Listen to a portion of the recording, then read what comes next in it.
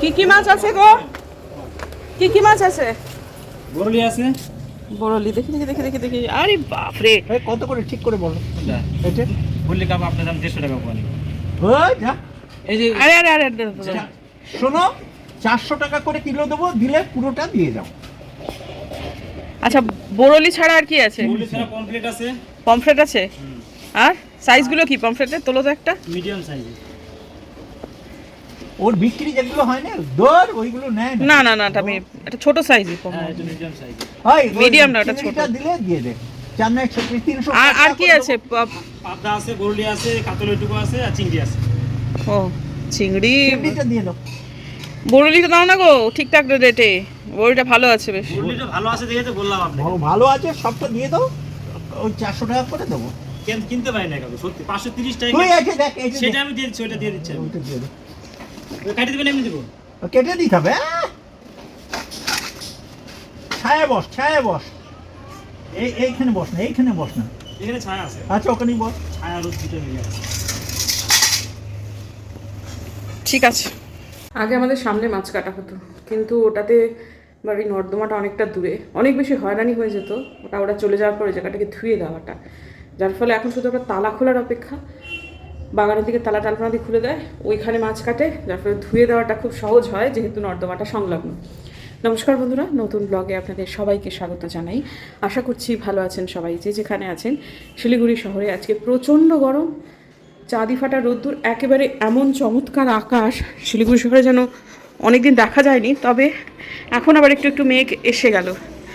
সকালবেলায় উঠে একেবারে পুজোর আকাশ, শরতের আকাশ মনে হচ্ছিল, কিন্তু গরম মারাত্মক আজকে। ঠিক আছে, গরমকালে গরম পড়বে, কিন্তু আকাশটা খুব সুন্দর ছিল। আবার কিছুক্ষণের মধ্যে, আধা ঘন্টার মধ্যে একটা হালকা মেঘের পলেস তারা পড়ে গেল। সকালবেলাটা খুব সুন্দর লাগছিল আকাশটা দেখতে, ঝকঝকে নীল আকাশ। আলপনাদি ঢুকেই আজকে বলছে, বৌদি আকাশটাকে দেখো এখন কি সুন্দর। জলখাবার এখনো খাওয়া হয়নি আমাদের, হয়ে গেছে রান্না, কিন্তু খিদে না পেলে তো খেতে ইচ্ছে করে না। খিদে না পেলে খাওয়া উচিতও নয়। তো বেশ কিছুদিন আগে, মানে ধরুন 3-4 দিন আগে আমাদের পনির দিয়ে ঘুগনি রান্না হয়েছিল। সেই ঘুগনিটা এখনও কিছুটা বাকি রয়েছে, সেইটাই ভাবছি আজকে খাবো। গরম টরম করা হলো, আর কালকে আমার মনে ছিল না, তাও আমি এটাকে ভিজিয়ে দিয়েছিলাম, যার ফলে এটাকে রেখে দেবো ফ্রিজে, আগে ওটা শেষ হোক। আজকে এটা রান্না করলে তো সেই বাসি করেই খেতে হবে, তো এটা শেষ হোক। যদি অঙ্কুরোদ্গম হয়ে যায় তাহলে না হয় কিছুটা মুড়ি দিয়ে খাওয়া যাবে, আর কিছুটা না হয় পরে ঘুগনি হয়ে যাবে। কিন্তু আজকে আমাদের অলকাদি আসছে না, অলকাদি অসুস্থ। আলপনাদিকে সকালবেলা খবর দিয়েছে অলকাদির বৌমা যে মা অসুস্থ, মা আজকে আলট্রাসোনোগ্রাফি করতে যাবে, আরও বিভিন্ন রকম ব্যাপারে অলকাদি অসুস্থ। ঠিক আছে, আলপনাদি নিচে রান্নাবান্না করছে, যেটুকু ওপরে আমার যৎকিঞ্চিত করার ব্যাপার ততটুকু আমি করে নিই, ব্যাস। এই তো, এইভাবেই চলবে দিন। এখন আমি জানি না আমার সামনের দিনটা কি চলছে, আজকে সেন্ট্রালাইজ পোর্টাল খুলবে কি না, কাজেই বলতে পারছি না, এখনো সকাল। ওই যে দেখুন, দেখেছেন, দুটো চায়ের কাপ আমি একটা করে দেওয়ার পর আবার আলপনাদি এসে আর এক কাপ দিয়ে গেল। আর এদিকে হচ্ছে আমারও দুটো, একটা আমি করেছি, আবার আলপনাদি ভালোবেসে এসে দিয়ে গেল।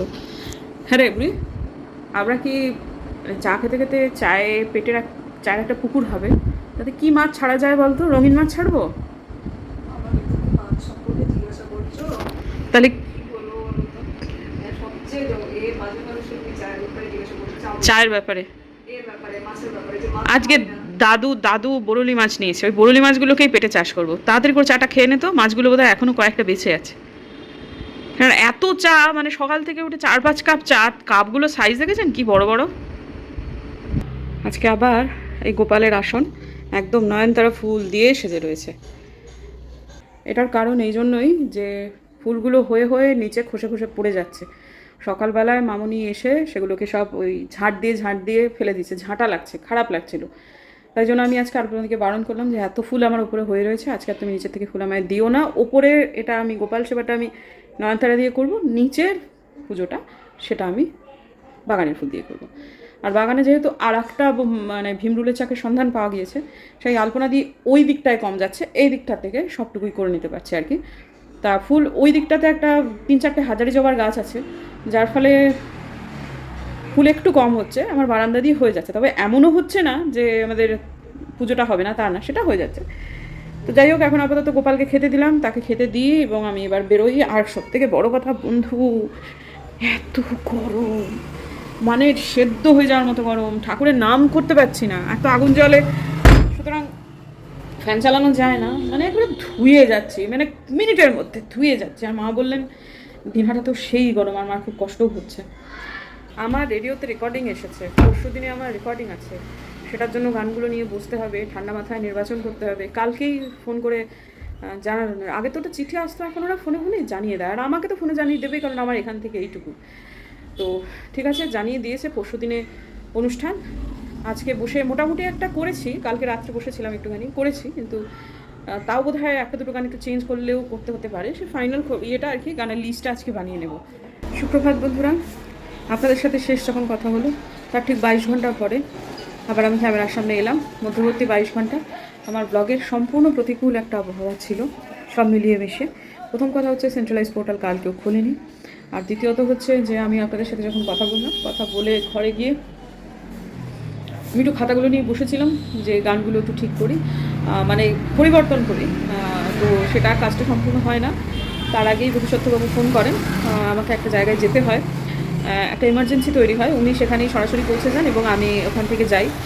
সেটা তো ব্লগের আওতায় রাখার কোনো প্রশ্নই ছিল না। তা আমি পরে ভেবেছিলাম ঠিক আছে বাড়িতে এসে তারপর ব্লগটা কন্টিনিউ করবো।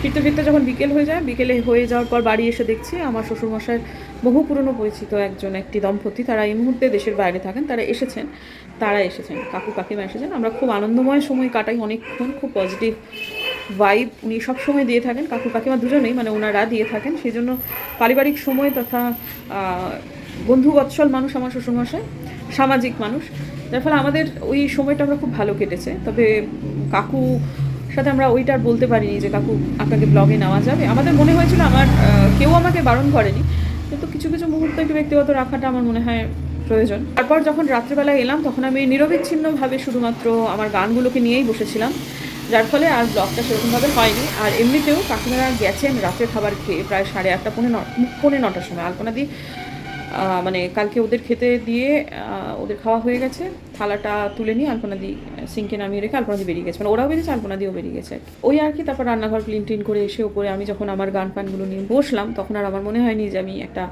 ব্লগ করি।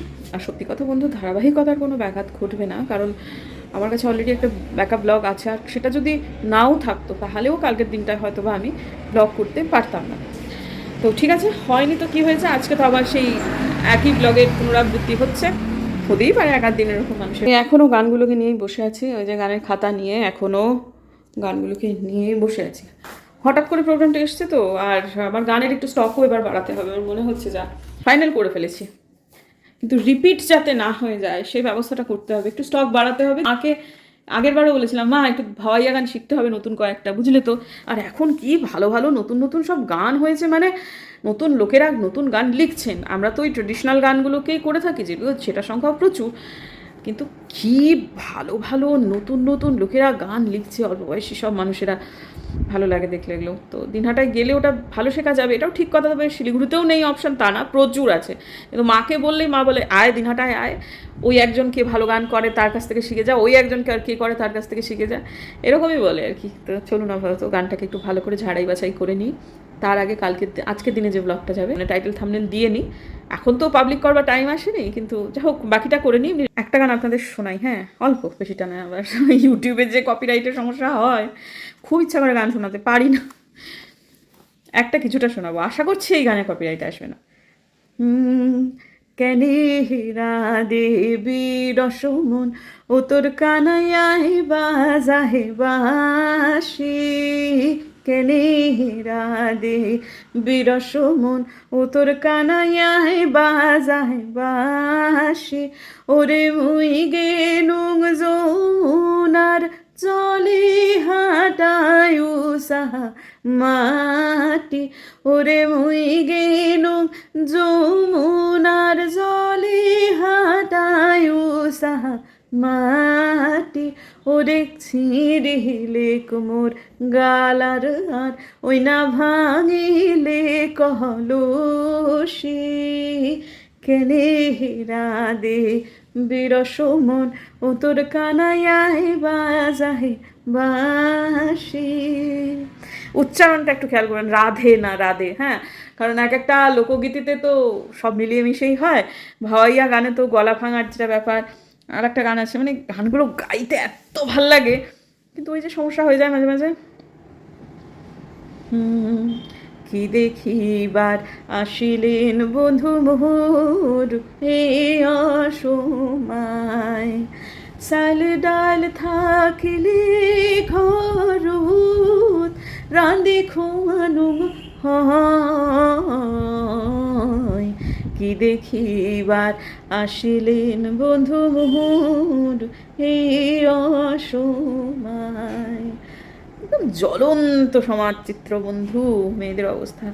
এর হাজব্যান্ড বিদেশে গেছে, বিদেশে গিয়ে আর টাকা পয়সা পাঠায়নি, এদিকে বাপের বাড়ি বিদায় করে দিয়েছে কন্যা এখন তোমার বলে, এদিকে হাজব্যান্ড বলছে তুই বাড়িতে থাক, আমি একটু বিদেশ থেকে কামাই টামাই করে আনি। সেখানে গিয়ে তার আর কোনো পাত্তা নেই। এদিকে তার কোনো একজন পরিচিত মানুষ এসেছেন, তাকে বন্ধু বলে সে সম্বোধন করছে, আত্মীয় হতে পারে, আপ্যায়ন করবে মানুষটিকে, সেটুকু ন্যূনতম সংস্থান নেই। মানসি গেছে মোর দুরু দেশে, টাকা পয়সা কামাই রাশে, থাক বলে তোর টাকা করি, দেখা না পাং মাস ছয়। কি দেখিবার আসিলেন বন্ধু মোর এই অসময়। কলকারখানার সমস্ত বন্ধ, একটার পর একটা বন্ধ হয়েছে, মানুষ তো বহির্মুখী হয়েইছে। সব থেকে কঠিন অবস্থা হয়েছে এই যে অন্তর্জ শ্রেণী বা তলার দিকে থাকা যে সমস্ত মানুষেরা, গরিব মানুষদের খুব কঠিন সময় মানে গেছে, এখনও যাচ্ছে। আশা করছি পরিস্থিতির পরিবর্তন হবে, এই আর কি। এইরকমই তো সব গানগুলো এইরকমই, মানে মাঝে মাঝে গানের কথা যদি বুঝে গাওয়া যায়, গানটা অনেক বেশি মনোগ্রাহী হয়, আর বুঝিয়ে যদি বলা যায় তাহলে দর্শকের অনেক বেশি রিলেট করতে পারেন, কারণ এই ভাষাটা তো সবার জন্য খুব একটা সরগর ভাষা নয়। তাই আর কি, খুব সুন্দর লোকগীতির একটা দিক হচ্ছে ভাওয়াইয়া, খুব খুব সুন্দর, মানে কি যে ভালো লাগে না সে। আমি তো অনেক ধরনের, মানে লোকগীতি ছাড়াও, মানে সরি ভাওয়াইয়া ছাড়াও অনেক ধারার লোকগীতিতে মাস্টারমশার ব্যাপ্তি ছিল অসাধারণ।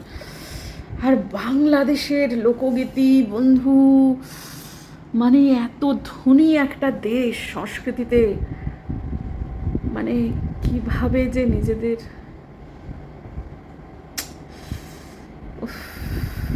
এক একটা করে গান ভাইরাল হয়, সবাই পাগল হয়ে যায়। এইরকম মণিমুক্ত আঁধারে বাঁধারে ছড়িয়ে আছে বাংলাদেশে, জানেন, পশ্চিমবঙ্গেও আছে, তবে বাংলাদেশ মাঝে মাঝে খুব খারাপ লাগে। আবার মনে হয় ঠিক আছে, নিজেরটা নিয়ে ভালো থাকি, এই আর কি। কি বলবো, এগুলো সব হতাশা থেকে আসে কথা। যাই হোক, ঠিক আছে, চলুন আপাতত বাকিগুলো আমি একটু প্র্যাকটিস করে নিই। হ্যাঁ, এদিকে গান গাইছে, এদিকে প্রেশার কুকারের আওয়াজ হচ্ছে, মামুনি কাপড় কাটছে ঝরঝর ঝরঝর করে জল ফেলে।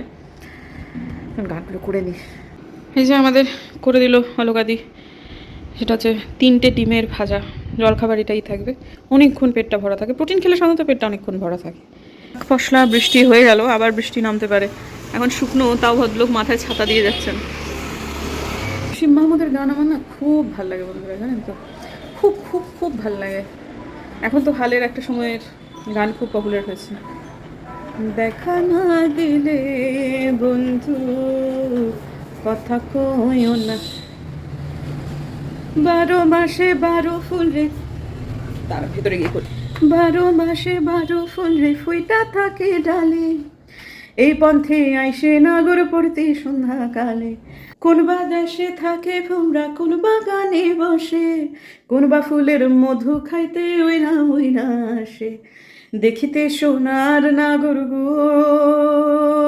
সান্দের সমান, দেখা না দিলে বন্ধু কথা কইও না। লোকটা তো এখনো বেঁচে আছে, এইরকম একটা গুণী মানুষ যিনি আন্তর্জাতিক খ্যাতি সম্পন্ন হতে পারতেন। কেন যে মাঝে মাঝে মনে হয় যে কিছু কিছু মানুষের ভবিতব্য থাকে,